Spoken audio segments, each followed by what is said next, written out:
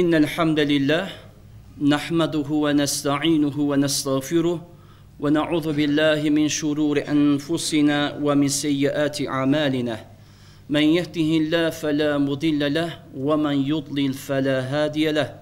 Ve eşhedü en la ilahe illallah vahdehu la şerike leh ve eşhedü enne Muhammeden abduhu ve resulü. Emma ba'd. Hamd alemlerin Rabbine, salat ve selam Muhammed sallallahu aleyhi ve sellemin ve onun tahir güzide ashabının üzerine olsun. Rabbim tevhidin, sünnetin ve salih amelin yolunda giden salih müminlerden eylesin. Yine Rabbim mübarek Ramazan'ı hayırlı hasenatlarla geçiren salihlerden kılsın. Rabbim bizlere hakkı hak görmeyi, ona tutunmayı, batılı batıl görüp ondan uzak kalmayı nasip eylesin. Aziz Müslümanlar, kıymetli kardeşlerim, Allah nasip ederse bugün sizlere Müslüman olmam neyi gerektirir adında bir hutbe irad edeceğim. Rabbim beni bu amelimde başarılı kılsın. Değerli kardeşlerim, aziz Müslümanlar, Allah Subhanahu ve Teala bizleri kendisine ibadet etmek, emrini yerine getirmek, yasaklarından sakınmak amacıyla yaratmıştır. Ve Müslümanlığımız sadece kimlikte kalan, dille ifade edilen bir söylevden ziyade hem sözle hem de amelle ortaya konulması gereken en ulvi bir davranıştır. Dolayısıyla bugün fazla vaktinizi almadan İslam'ın en güzel temel maddelerini, Müslüman olmam neyi gerektiriyor konusunda vermem gereken mesajımı kısa vermeye çalışacağım Allah'ın izniyle. Peki sorumuz şu kardeşlerim, mübarek Ramazan ayında daha güzel bir Müslüman olabilmem için ne yapmam gerekiyor? Hepinizin de bildiği gibi rahmet ayındayız. Bu rahmet ayında Allah'a ne kadar çok kulluk edersek hasenatlarımız o kadar artacak. Cennetin kapılarının açık olduğu bu günlerde biz de böylece cenneti hak etmiş olacağız. O halde daha güzel Müslüman olabilmem için yapmam gereken birinci madde, bilmem gereken birinci madde, salih bir Müslüman olma yolunda ilkin tevhidi bilmem lazım. Çünkü salih bir Müslüman ancak tevhidle gerçekleşir. Tevhidi bilmek bütün müminlerin sorumluluğudur. Nasıl yememizi, içmemizi, evimizi, arabamızı biliyorsak, annemizi, babamızı, eşimizi, çocuklarımızı tanıyorsak, tevhidin anlamını da bu şekilde bilmemiz lazım kardeşlerim. Peki nedir tevhid? Tevhid Allah Subhanahu ve Teala'yı birlemektir. Hangi konuda birlemektir? Allah'ın yaratmada tek olduğunu doğrulamaktır. Allah'ın ibadete layık olduğunu tasdiklemektir. Üçüncü kısımda ise Allah'ın bize haber verdiği güzel isim ve sıfatları onun celaline, azametine yakışır bir tarzda kabullenmektir kardeşlerim. Tevhid dinin temelidir. Gelen bütün rasuller de insanları tevhide davet etmiştir. İman edenler tevhid ehli olmuş, şirk koşanlar ise, iman etmeyenler ise şirkin ehlinden olmuşlardı değerli kardeşlerim. Diğer bir nokta ise değerli kardeşlerim, Allah beni bu dünyaya başıboş olarak göndermedi. Allah bana büyük bir sorumluluk yükledi. Hani Allah ayetinde haber veriyor. اَيَحْسَبُ الْاِنْسَانُ اَنْ يُتْرَكَ سُدَى İnsan başıboş olarak bırakıldığını mı zanneder? Hakikaten kendimize bir soralım. Dünyada gözümüzün gördüğü bütün varlıklar, yaratılan bütün mahlukat bir görev ve bir sorumluluk içerisinde yaratılmıştır. Gözünüzü nereye çevirirseniz çevirin, bakın Allah onları başıboş olarak yaratmamış. Bir hikmete binaen yaratmıştır. Peki bir de nefsimize dönüp bakalım, kendimize dönüp bakalım. Biz bu dünyaya niçin gönderildik diye soralım. Sorumluluğumuz nedir? Biz bu dünyaya başıboş olarak mı gönderildik? Bu soruları sorup bu Ramazan ayında Allah'a kulluğa dönmeye gayret edelim değerli kardeşlerim. İkinci maddemiz, yani daha güzel Müslüman olmak yolunda bilmem gereken ikinci madde, beni ebedi cehenneme düşürebilecek olan şirkten sakınmalıyım. Nedir şirk peki kardeşlerim? Şirk Allah'a ortak koşmaktır. Hangi konularda? Yani mesela şöyle demek, Allah'la beraber bir yaratan olduğunu iddia etmek. Bu birinci cepheden bakışımız. İkinci yönden bakışımız ise Allah'a yapılması gereken bir ibadeti Allah'tan başkasına yapmaktır.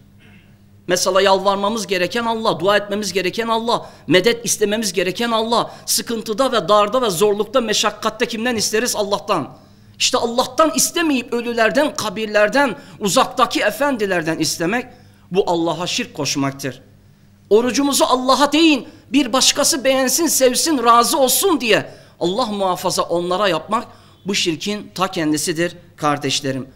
Bakınız günümüzde niceleri İslam adına yola çıkıyor ve Allah'a ortak koşanlardan oluyorlar kardeşlerim. Birçok medyatik kişiler hem kendilerini hem kitlelerini şirke davet etmekteler ve böylece sapık yollara kaymaktadırlar. Günümüzde o halde şirkin acımasız ve karanlık yüzü hala karşımızda duruyor kardeşlerim. Hem de onun çok sinsi ve değişik yüzleri vardır. Zaman zaman insanı putların, taşların önüne kadar götürüyor ve onlara secde ettiriyor. Zaman zaman insanı Allah'a değil, kabrin önünde durmaya, Allah'tan değil, kabirden istemeye yönlendiriyor. Zaman zaman da uzakta görülen efendilere ya şeyhim medet, ya Geylani medet denilerek Allah muhafaza Allah'tan başkasına yönelilerek ortaya konuluyor. Veya şirkin bir başka yüzü de Allah'ın yeryüzünde yarattığı kuralları, koydukları bütün formülleri bilerek ortadan kaldırıp kendi kurallarını, kanunlarını koymakla gerçekleşiyor. O halde şirkin bu dünyada çok değişik yüzleri var kardeşlerim. İnsanlar tevhid ve şirk kavramlarını şu Euro 2016'yı bildikleri kadar bilmiyorlar. Yani insanlar şu iftarda yedikleri yemeklerin lezzeti kadar tevhidin ve şirkin lezzetine ermiş değiller. Şu insanlar sabah gözlerini ovalayıp işe koştukları gibi yani o gayreti tevhidi ve şirki öğrenme yolunda ortaya koymuyorlar kardeşlerim.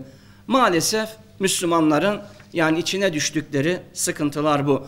Bakınız şirkin şu yüzleri de var kardeşlerim. Allah'tan başka bir varlığa taptığımız zaman Allah muhafaza, ibadet edilmesi gereken Allah iken duamızı başkasına yaptığımız zaman, yardım istememiz gereken Allah iken başkasından yardım istediğimiz zaman, kurban kesmemiz gereken yalnız Allah olması gerekirken başkalarının adına kurban kestiğimiz zaman, şifa veren Allah olmasına rağmen şifayı doktordan aldığımıza veya birinin eliyle elde ettiğimize inanmamız, bu da aynı şekilde şirkin acımasız bir yüzüdür. Hüküm koymada, rızık vermede, helal ve haram düzenlemelerinde Allah'tan başkasını bilerek tanımak işte bu şirkin ta kendisidir kardeşlerim. Şu ara 213'te Allah şöyle haber veriyor. فَلَا تَدْعُ مَعَ اللّٰهِ اِلَٰهًا اَخَرْ فَتَكُونَ مِنَ الْمُعَذَّب۪ينَ. O halde sakın Allah ile beraber başka bir ilaha kulluk edip durma, yalvarma. Yoksa azap edilenlerden olursun.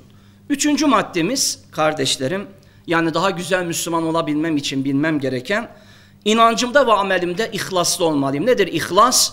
Allah Subhanahu ve Teala'nın bana yüklemiş olduğu samimiyeti, ihlası yalnız ve yalnız Allah'a yapmam gerekiyor kardeşlerim. Sözümde, amelimde, akidemde, ibadetimde sırf Allah'ın rızasını kazanmayı gayret etmem lazım. Ve Allah birçok ayetinde bize bunu emrediyor. Bakınız Beyyine suresi 5. ayet-i kerimede Allah şöyle buyuruyor. وَمَا اُمِرُوا اِلَّا لِيَعْبُدُ اللّٰهَ مُخْلَص۪ينَ لَهُ الدِّينَ حُنَفَاءَ. Halbuki onlar ancak dini, ibadeti yalnız Allah'a halis kılmakla emrolundular.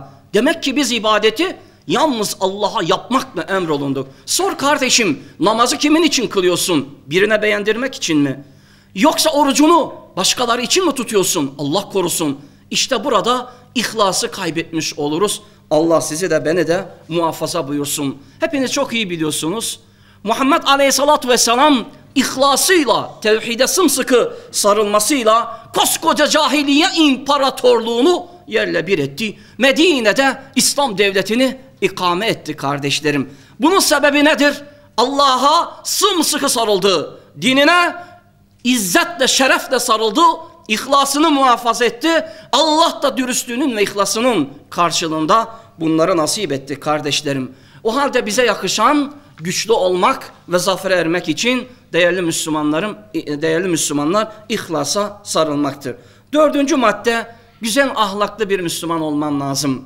Yani kötü sözden, kötü davranıştan, kişiliğime yakışmayan her türlü söz ve eylemlerden uzak durmalıyım. Müslüman güzel ahlaklıdır, güler yüzlüdür, hayırlıdır, insanlara faydalı olur. İnsanlar ondan korkmaz ve kaçmaz, ürpermez. İnsanlar sakallı ve tesettürlü birini gördüğünde kaçıyorsa o müminde bir sorun var.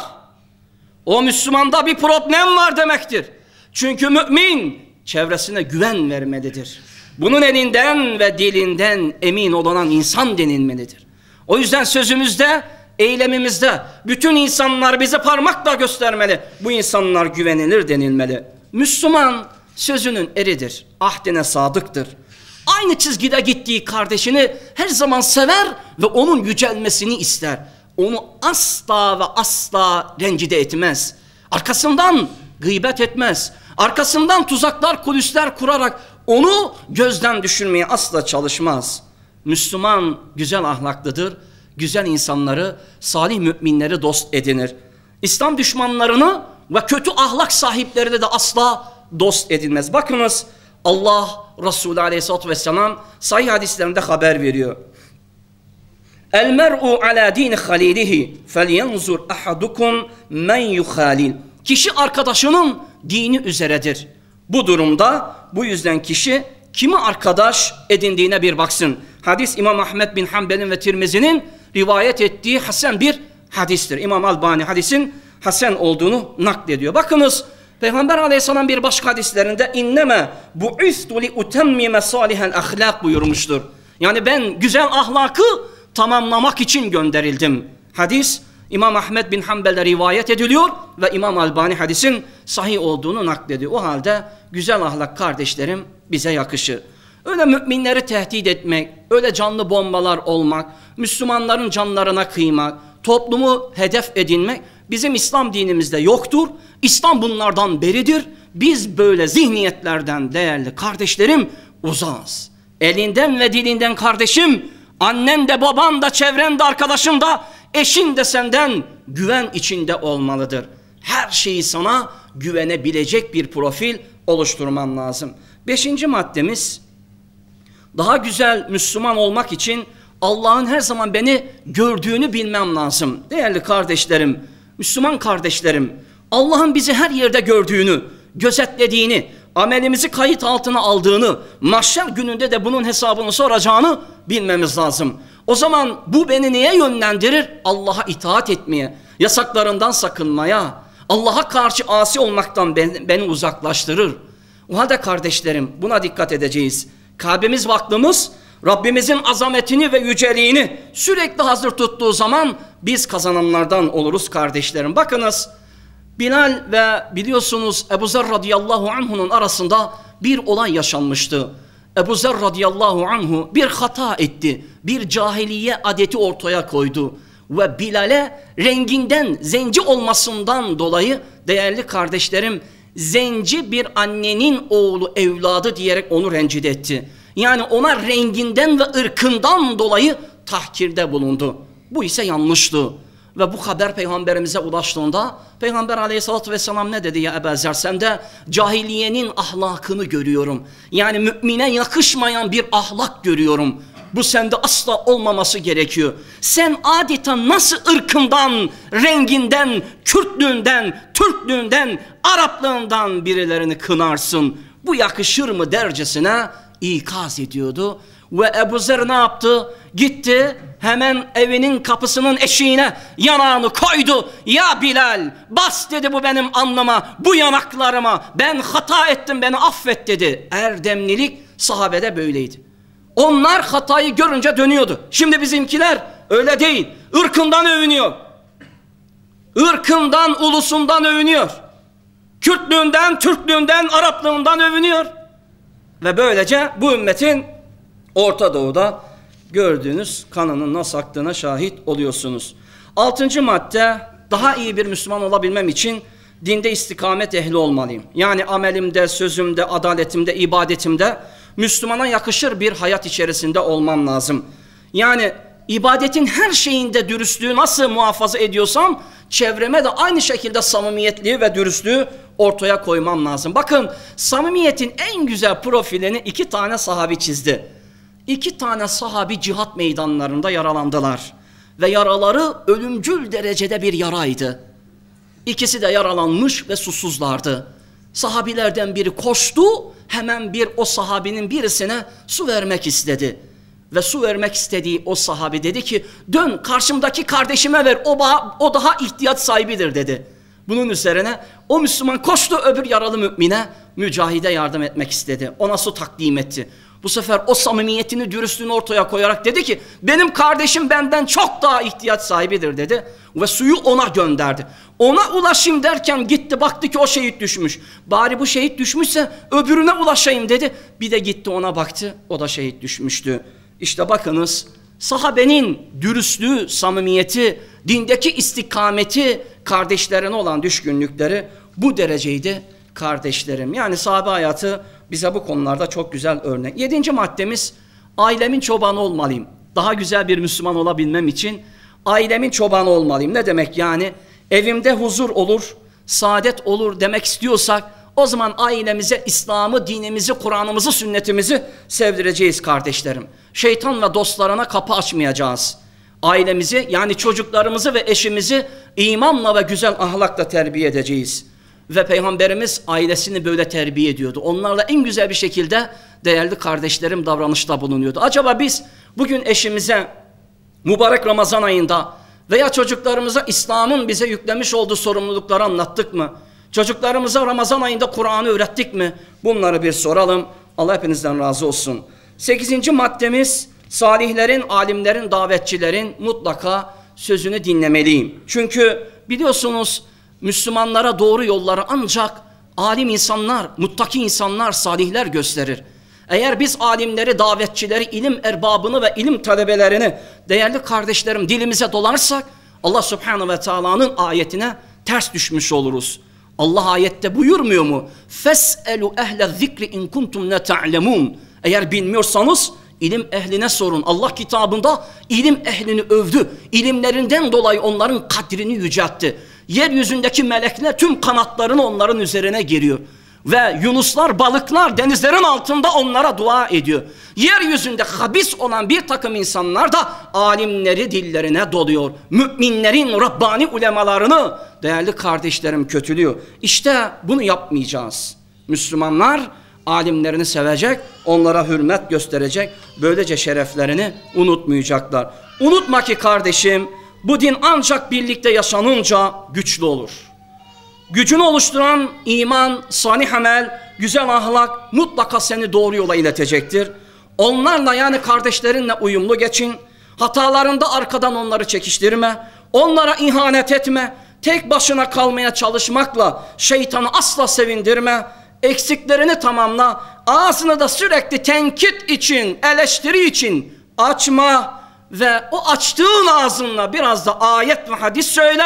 Müminlerin birliğini sağla ve böylece birliği bozma. Kısa ve öz 15 dakikada anlatmam gereken Müslüman olmam neyi gerektirir konusu bunlardı. Barakallahu li ve lekum fil Kur'anil azim ve nefa'ni ve iyyakum bima fihi minel ayati ve zikril hakim. Aqulu kavli hâzâ ve estağfirullaha li ve lekum ve lisairil muslimîne min kulli zenbin festağfiruhu innehu huvel gafurur rahim.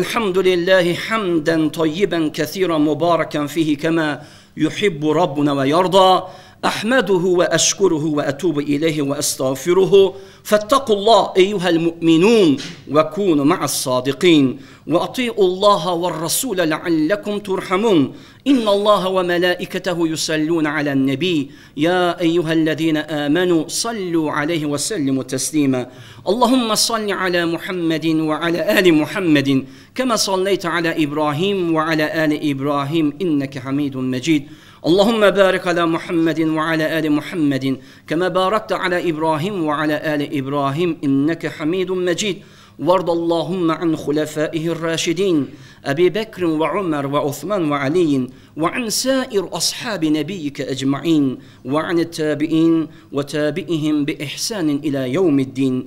اللهم أعز الإسلام والمسلمين وأذل الشرك والمشركين ودمر أعداء الدين وانصر عبادك الموحدين والمجاهدين. ربنا اغفر لنا ولإخواننا الذين سبقونا بالإيمان ولا تجعل في قلوبنا غلا للذين آمنوا ربنا إنك رؤوف رحيم. ربنا ظلمنا أنفسنا إن لم تغفر لنا وترحمنا لنكونن من الخاسرين. ربنا آتنا في الدنيا حسنة وفي الآخرة حسنة وقنا عذاب النار. يا عباد الله إن الله يأمر بالعدل والإحسان وإيتاء ذي القربى وينهى عن الفحشاء والمنكر والبغي يعظكم لعلكم tezekkerun. Son okumuş olduğum ayette Rabbimiz şöyle buyurmaktadır. Muhakkak ki Allah adaleti, iyiliği, akrabaya yardım etmeyi emreder. Çirkin işleri, fenalık ve azgınlığı da sizlere yasaklar. O düşünüp tutasınız diye sizlere öğüt veriyor. Akimisselam.